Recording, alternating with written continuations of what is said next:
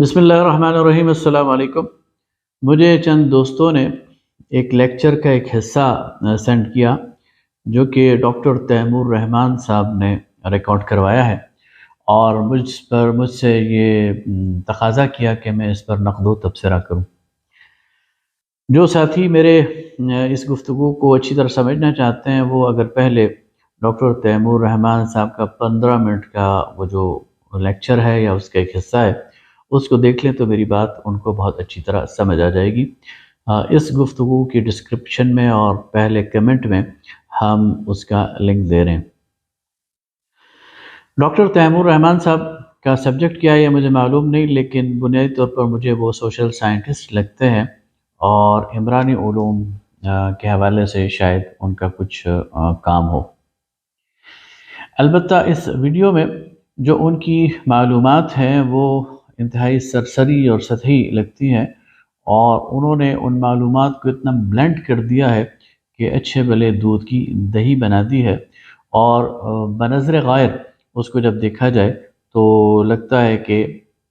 ایک ٹیسٹ فل سی چیز ہے، اور لاجیکل وے میں وہ بات کرتے ہیں تو کچھ لوگوں کو وہ شاید سمجھ بھی آتی ہے اور وہ اس سے اثر بھی لیتے ہیں، اور یہی وجہ ہے کہ نوجوان ان سے اس پر بات بھی کرتے ہیں اور شاید کنفیوژن کا شکار بھی ہو جائیں۔ ان کی وہ جو ویڈیو ہے اس میں انہوں نے بنیادی طور پر 3 مقدمات قائم کیے ہیں۔ پہلا مقدمہ ان کا یہ ہے کہ جو لفظ دین قرآن میں استعمال ہوا ہے یہ تمام ادیان کے لیے ہوا ہے، تمام مذاہب کے لیے ہوا ہے، اور اگر اس کا مطلب مکمل نظام حیات ہے تو اس کا مطلب یہ ہے کہ قرآن پاک تمام مذاہب کو مکمل نظام حیات قرار دے رہا ہے، اور اگر اس کا مطلب صرف عبادت کرنا ہے اور بندے اور رب کا تعلق ہے تو اس کا مطلب یہ ہے کہ قرآن تمام ادیان کو صرف ذات تک محدود کرتا ہے۔ اور پھر وہ اس سے نتیجہ نکالتے ہیں کہ چونکہ دین تمام ادیان کے لیے اور تمام مذاہب کے لیے قرآن نے استعمال کیا ہے، لہٰذا اس سے مراد مذہب اور ایک بندے کا رب سے تعلق اور عبادت ہی ہے۔ دوسرا مقدمہ وہ یہ بیان کرتے ہیں کہ اگر یہ مان لیا جائے کہ اسلام مکمل نظام حیات ہے تو اس کا مطلب ہے کہ اسلام میں تمام سوالوں کے جواب ہونے چاہیے، اور قرآن میں تمام معلومات کا ذخیرہ ہونا چاہیے، اور پھر مسلمانوں کو کسی سائنس اور ٹیکنالوجی کی، کسی فزکس کیمسٹری کی ضرورت ہی نہیں پڑنی چاہیے، اور مسلمانوں کو صرف اپنے قرآن تک اور اپنے دین تک محدود رہنا چاہیے، اور پھر انہیں باہر کی دنیا اور جو ویسٹرن دنیا ہے اور مغربی علوم ہے اور جو سائنس ہے، ترقی ہے، ایجادات ہیں، اکتشافات ہیں، ان کو ماننا ہی نہیں چاہیے اور ان سے استفادہ بھی نہیں کرنا چاہیے۔ ان کا تیسرا مقدمہ یہ ہے کہ سید مودودی اور سر سید احمد خان، ان دونوں کا انہوں نے تقابل کیا ہے۔ سر سید احمد خان کو جدیدیت کا علمبردار قرار دیا ہے، جدید علوم کا پیامبر ثابت کرنے کی کوشش کی ہے، اور سید ابوالعلا مودودی کے بارے میں کہا ہے کہ وہ جدید علوم کے شدید ناقد تھے اور شدید مخالف تھے، اور پھر بار بار وہ ذکر کرتے ہیں کہ کیمسٹری کے اور فزکس کے اور سائنسی علوم کے شدید مخالف تھے۔ لیکن اگر غور کیا جائے اور تجزیہ کیا جائے تو ان کے یہ تینوں مقدمات یہ غلط ہیں، اور ان میں سے کوئی بھی کسی ٹھیک اساس پر قائم نہیں ہے۔ درمیان میں کہیں کہیں وہ طنز کے تیر بھی چلاتے ہیں، لیکن ان طنز کے تیروں سے صرف نظر کرتے ہوئے ان کے ان 3 بنیادی مقدمات پر بات کرتے ہیں اور اس کو حل کرنے کی کوشش کرتے ہیں۔ سب سے پہلی بات تو انہوں نے یہ کی کہ دین کا لفظ قرآن میں تمام ادیان کے لیے، تمام مذاہب کے لیے استعمال ہوا، یہ ان کی ایک سطحی سوچ اور سطحی اور سرسری مطالعے کا نتیجہ ہے۔ حالانکہ اگر قرآن پاک کا وہ بنظر غائر مطالعہ کریں اور ذرا ڈیپتھ میں اتریں تو قرآن میں تو اصل میں اللہ تعالیٰ دین کی جو تاریخ بیان کرتے ہیں اس میں یہ بات بالکل واضح ہو جاتی ہے، اور اللہ تعالیٰ اس بات کو قرآن پاک میں بالکل کھول کر بیان کر دیتے ہیں کہ ان الدین عند اللہ الاسلام، اللہ کے ہاں دین تو صرف اسلام ہے۔ اور تمام انبیاء جو ہے حضرت آدم علیہ السلام سے لے کر نبینا محمد صلی اللہ علیہ وسلم تک ان تمام انبیاء کا دین وہ اسلام تھا۔ آئیے میں آپ کو مثالیں دیتا ہوں۔ حضرت ابراہیم علیہ السلام کا ذکر جب قرآن پاک میں آتا ہے تو اللہ فرماتے ہیں سورہ آل عمران آیت نمبر 67 میں کہ ما كان ابراہیم یہودیا ولا نصرانیا ولکن كان حنیفا مسلما، ابراہیم نہ یہودی تھے نہ نصرانی تھے، وہ تو سیدھے سادھے مسلمان تھے۔ اسی طرح ابراہیم علیہ السلام کی اولاد کا ذکر آتا ہے، تو سورہ البقرہ آیت نمبر 132 میں فرمایا وَوَصَّى بِهَا إِبْرَاهِيمُ بَنِيهِ، اسی کی وصیت کی ابراہیم نے اپنے بیٹوں کو، یعقوب اور یعقوب نے بھی اپنے بیٹوں کو یہ وصیت کی جو حضرت ابراہیم کے پوتے تھے، یا بنیہ، اے میرے بیٹو، ان اللہ اصطفیٰ لکم الدین، اللہ نے تمہارے لیے دین منتخب کر لیا ہے، الدین، فلا تموتن الا وانتم مسلمون، تو تمہیں موت نہیں آنی چاہیے مگر اس حال میں کہ تم مسلمان ہو۔ گویا ابراہیم علیہ السلام نے اپنی اولاد اسماعیل اور اسحاق کو، اور پھر ان کی اولاد یعنی یعقوب علیہ السلام نے اپنی اولاد کو یعنی حضرت یوسف اور ان کے بیٹوں کو جو وصیت کی وہ یہ کہ اللہ نے تمہارے لیے دین منتخب کر لیا ہے اور وہ اسلام ہے۔ اب آگے آ جائیے، حضرت موسیٰ علیہ السلام اپنی قوم کو فرماتے ہیں سورہ یونس آیت نمبر 84، وقال موسیٰ لقومہ، کہا موسیٰ نے اپنی قوم سے، ان کنتم آمنتم باللہ، اگر تم اللہ پر ایمان لاؤ، فعلیہ توکلوا، تو تمہیں چاہیے کہ اسی پر توکل کرو، ان کنتم مسلمین، اگر تم مسلمان ہو۔ پھر حضرت عیسیٰ علیہ السلام کی باری آئی تو سورہ آل عمران آیت نمبر 52 میں اللہ تعالیٰ فرماتا ہے فلما احس عیسیٰ منہم الکفر، پس جب عیسیٰ نے ان میں سے کفر کو محسوس کیا کہ یہ کفر کی روش پر چل رہے ہیں، قال من انصاری الی اللہ،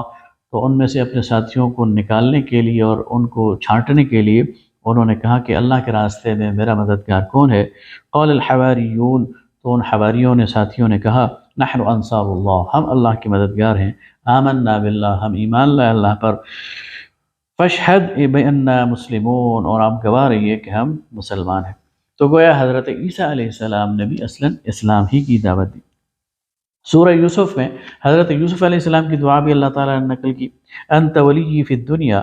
اللہ تو میرا دوست ہے، مددگار ہے دنیا میں، والآخرہ، اور آخرت میں، توفنی مسلماً، مجھے فوت کرنا، موت دینا مسلمان کی حیثیت سے، والحقنی بالصالحین، اور مجھے اٹھانا اور ملانا نیکوکار بندوں کے ساتھ، سورہ یوسف آیت نمبر 101۔ اس سے آپ اندازہ لگا سکتے ہیں کہ ہر قوم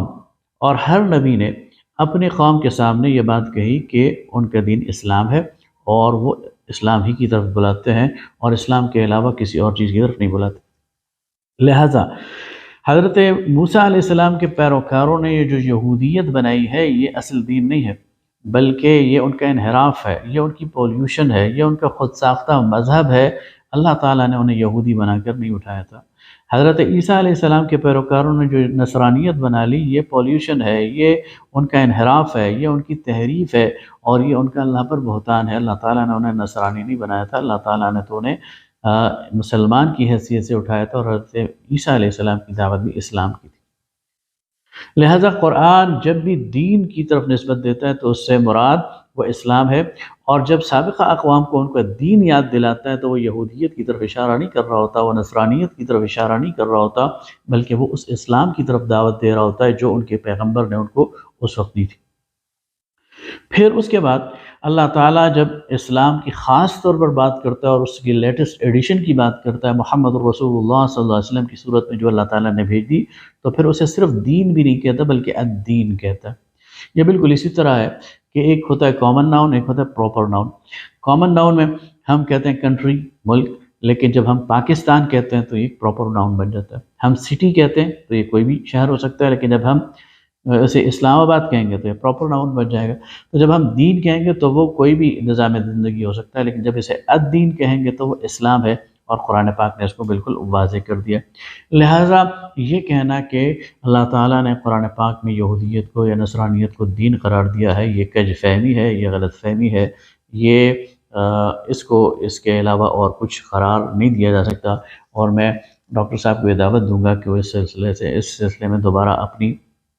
تحقیق بھی کریں اور دوبارہ قرآن میں غوطہ ہوں اور قرآن کا مطالعہ کریں، تو انشاءاللہ یہ حقائق انہیں نظر آئیں گے۔ دوسرا ان کا مقدمہ یہ ہے کہ اگر اسلام مکمل نظام حیات ہے تو پھر اس میں سب کا سارے سوالوں کا جواب ہونا چاہیے، پھر اس میں ساری چیزیں کلیئر ہونی چاہیے۔ یہ بھی اصل میں ان کا دین کا ناقص تصور ہے۔ دین میں ایک ہوتے ہیں عقائد، وہ بالکل واضح ہیں، وہ برہن ہیں، اور ان کے لیے قرآن پاک میں اور نبی کریم صلی اللہ علیہ وسلم کی سنت میں بالکل وضاحت کے ساتھ ساری باتیں آ گئیں۔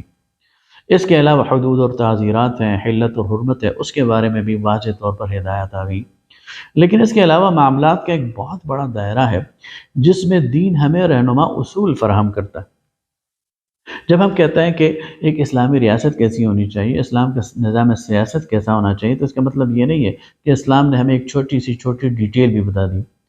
ہمارے نظام ریاست کے حوالے سے، ہمارے نظام سیاست کے حوالے سے اگر قرآن اور سنت کا مطالعہ کیا جائے تو اللہ تعالیٰ نے ہمیں 4 ہدایات دی۔ پہلی ہدایت دی ان الحکم الا للہ، حکومت، اقتدار، اختیار اور اتھارٹی، سوورینٹی یہ اللہ رب العالمین کی ہے، پہلا اصول۔ دوسرا اصول امرہم شورا بینہم، مسلمانوں کے آپس کے معاملات مشورے سے چلتے ہیں، یہ دوسرا اصول۔ تیسرا اصول اللہ تعالیٰ ہمیں دیتا ہے ان اللہ یأمرکم ان تؤدوا الامانات الی اہلہا، اللہ تمہیں حکم دیتا ہے کہ امانتوں کو ان کے اہل لوگوں کے سپرد کرو، یہ تیسرا اصول ہو گیا۔ اور چوتھا اصول اللہ تعالیٰ دیتا ہے وَإِذَا حَكَمْتُم بَيْنَ النَّاسِ أَن تَحْكُمُوا بِالْعَدْلِ، جب لوگوں کے درمیان فیصلہ کرو تو عدل اور انصاف سے کرو۔ اب آپ اپنے سیاسی نظام کو ان 4 اصولوں کی بنیاد پر اٹھا سکتے ہیں۔ حاکمیت اللہ رب العالمین کی ہونی چاہیے، نظام شورائی ہونا چاہیے، جن کو آپ عہدے دیں اور جن کو آپ مناصب دیں وہ اہل ہونے چاہیے، اور جب آپ فیصلے کریں تو عدل اور انصاف کے مطابق ہونے چاہیے۔ یہ وہ 4 اصول ہیں کہ جن کے اندر رہتے ہوئے آپ کوئی بھی نظام ڈیولپ کر سکتے ہیں، کوئی بھی طریقہ اختیار کر سکتے ہیں، اور وہ جو بھی طریقہ ہوگا وہ اسلام کے مطابق ہوگا اور اسلام کی چھتری کے نیچے ہوگا۔ اسی طرح اسلام کا نظام معیشت ہے، اس کے 8-9 پیرامیٹرز ہیں، ضابطے ہیں،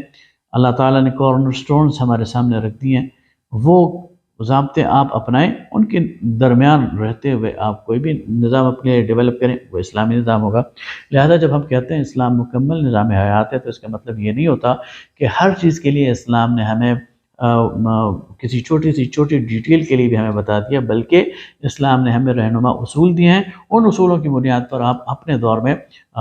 اس کو اپلائی کر سکتے ہیں اور اس کے مطابق اپنے لیے نظام ڈیولپ کر سکتے ہیں، اور یہ نظام وقت کے ساتھ پیوریفائی بھی ہوگا، اس میں پرفیکشن بھی آئے گی، اور اس میں جدت اور ندرت کے تمام مواقع وہ موجود ہوں گے۔ اس کے بعد ڈاکٹر صاحب نے سید ابوالعلا مودودی پہ تنقید کی اور ان کو کمپیئر کیا ہے سر سید احمد خان سے۔ میں سر سید احمد خان پر اس وقت بات نہیں کر رہا، صرف سید مودودی پہ بات کروں۔ لیکن ڈاکٹر صاحب نے جو اسکرین شاٹس دیے ہیں اور جو سید مودودی کے جو پیراگراف نقل کیے ہیں، انٹرسٹنگلی وہ سید مودودی کے وہ پیراگراف ہیں جو سید مودودی نے مغربی تہذیب پر تنقید کی ہے، مغربی تہذیب کے معیارات پہ تنقید کی ہے، مغربی تہذیب کی جو ویلیوز ہیں ان پر تنقید کی ہے، اور مسلمان کی حیثیت سے یہ بتایا ہے کہ مسلمان کے لیے اس اندھی دوڑ میں مغربی تہذیب کا لبادہ اوڑھنے کی گنجائش نہیں ہے۔ ان عبارات میں سید ابوالعلا مودودی نے کسی جگہ بھی سائنس اور ٹیکنالوجی اور فزکس اور کیمسٹری کے حوالے سے کبھی کوئی بات ہی نہیں کی، لیکن ڈاکٹر صاحب وہ اس کو وہاں پر لانا چاہتے ہیں۔ اصل میں ڈاکٹر صاحب کا مسئلہ یہ ہے، اور شاید بہت سارے لوگوں کا مسئلہ ہوگا، کہ وہ 2 چیزوں میں فرق نہیں کر سک رہے۔ 2 چیزیں، ایک ہے فلسفہ حیات اور اس سے پھوٹنے والی تہذیب، اور دوسری چیز ہے حکمت۔ فلسفہ حیات اور اس سے پھوٹنے والی تہذیب، اس کے بارے میں اسلام بالکل کلیئر ہے۔ اسلام کا اپنا فلسفہ حیات ہے، اسلام کا اپنا تصور جہاں ہے، جو توحید کی بنیاد پر قائم ہے، جو رسالت کی بنیاد پر قائم ہے، جو فکر آخرت کی بنیاد پر قائم ہے۔ اس سے جو تہذیب پھوٹے گی وہ بھی انہی پیرامیٹرز کے اندر ہوگی جو قرآن نے دیے ہیں، انہی حدود اور قیود کے اندر ہوگی جو قرآن اور سنت نے ہمیں دیے۔ اس لیے ایک مسلمان ہوتے ہوئے کوئی اور فلسفہ حیات اختیار نہیں کر سکتا، وہ زندگی کے بارے میں کوئی ایسا رویہ اختیار نہیں کر سکتا جو قرآن و سنت کے خلاف ہو،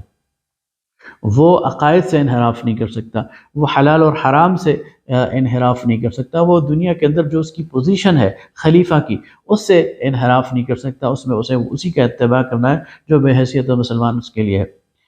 دوسری طرف حکمت ہے، جسے ہم وزڈم بھی قرار دے سکتے ہیں، اس کے بارے میں اسلام کا بالکل ہی مختلف طرز عمل ہے۔ نبی کریم صلی اللہ علیہ وسلم نے فرمایا الحکمت ضالۃ المؤمن، وزڈم، حکمت، دانائی، یہ تو مومن کی گمشدہ میراث ہے۔ یأخذها ممن سمعها، وہ اسے اٹھا لیتا ہے جہاں سے بھی وہ اسے سنتا ہے۔ ولا یبالی من ای وعاء خرجت، اور میں اس کی پرواہ نہیں کرتا کہ کس برتن سے یہ بات نکل رہی ہے۔ یعنی حکمت کے بارے میں مسلمان مکمل طور پر غیر متعصب ہوتا ہے، اور حکمت اور دانائی کی بات جہاں سے بھی ملتی ہے وہ اٹھا لیتا ہے۔ لہٰذا کیمسٹری ہو جائے، فزکس ہو جائے، سائنس ہو جائے، ٹیکنالوجی ہو جائے، دنیا کے اندر جتنی بھی جدت اور ترقی ہے اس کو حاصل کرنے میں، اس کو اٹھانے میں، اس کو اپنانے میں مسلمان قطعی طور پر غیر متعصب ہوتا ہے، وہ اس کی کوشش کرتا ہے۔ حضرت عمر رضی اللہ تعالیٰ عنہ کا قول ہے، من عرف لغت قوم سلم من مکرہم، جس نے کسی قوم کی زبان کو سیکھ لیا وہ ان کے مکر سے محفوظ ہو جائے گا، ان کی چالوں سے محفوظ ہو جائے گا۔ تو کسی قوم کی زبان سیکھنا، کسی قوم کے علوم کو سیکھنا، ان سے استفادہ کرنا، اس پہ اسلام نے کبھی قدغن لگائی ہے، اور نہ کوئی عقل اور بصیرت رکھنے والا مسلمان اس پر پابندی لگا سکتا ہے، اور نہ سید ابو العالیٰ مودودی نے اس پر کبھی پابندی لگائی ہے۔ ہاں، ایک مسلمان ان مغربی علوم کے ساتھ مغربی تہذیب کو گوارا نہیں کر سکتا۔ ہم کہتے ہیں کہ مغربی علوم تو حاصل کریں، سائنس اور ٹیکنالوجی کی طرف تو جائیں، لیکن مغربی تہذیب اس کو ہم نے نہیں لینا۔ ان کی جو ننگ دھڑنگ تہذیب ہے، ان کا جو شراب اور جوئے کا کلچر ہے، ان کا جو نیوکلیئر فیملی کا کلچر ہے، ان کی جو فیملی ویلیوز ہیں، وہ مسلمانوں کے لیے نہیں ہے، اس لیے کہ وہ تہذیب ایک لے کر جاتی ہے ان کو اس فلسفہ حیات پر جو سیکولر ویو ہے ان کا دنیا کے حوالے سے۔ مسلمان ظاہر ہے کہ اس دنیا میں سیکولر بن کے نہیں رہ سکتا، وہ تو اللہ کا بندہ بن کر رہے گا، اللہ کے حکم کو ماننے والا رہے گا۔ لہٰذا مسلمان مغربی تہذیب کا دلدادہ نہیں ہو سکتا، مغربی فلسفہ حیات کا دلدادہ نہیں ہو سکتا۔ سر سید کا سب سے بڑا بلنڈر یہ تھا کہ انہوں نے دینی علوم کے ساتھ ساتھ دنیاوی علوم کو تو رائج کیا، اس میں کوئی حرج نہیں، لیکن دنیاوی علوم اور سائنس اور ٹیکنالوجی کے ساتھ ساتھ مغربی تہذیب کے پیچھے پڑ گئے، اور ہر وہ چیز جو مغربی تہذیب کے لیے کویسچنیبل تھی اور وہ مسلمانوں کے ہاں تھی، مثلا مسلمانوں کے عقائد، مثلا جنت، مثلا جہنم، مثلا فرشتے، جس پر ویسٹرن لوگ سوال اٹھاتے ہیں، تو ان کو یا تو راستے سے ہٹا دیا یا ان کی ایسی تشریح کر دی جو ان کے لیے قابل قبول ہو۔ لہٰذا مسلمان اپنے فلسفہ حیات پہ کمپرومائز نہیں کرتا، اور سید مودودی نے اسی پر تنقید کی ہے، اور جہاں تک جدید علوم کا تعلق ہے مسلمان اس کو حاصل کرتا ہے، آگے بڑھتا ہے اور اس میں ترقی کرتا ہے، اور اس کے لیے کوئی قدغن نہیں ہے۔ بہت شکریہ۔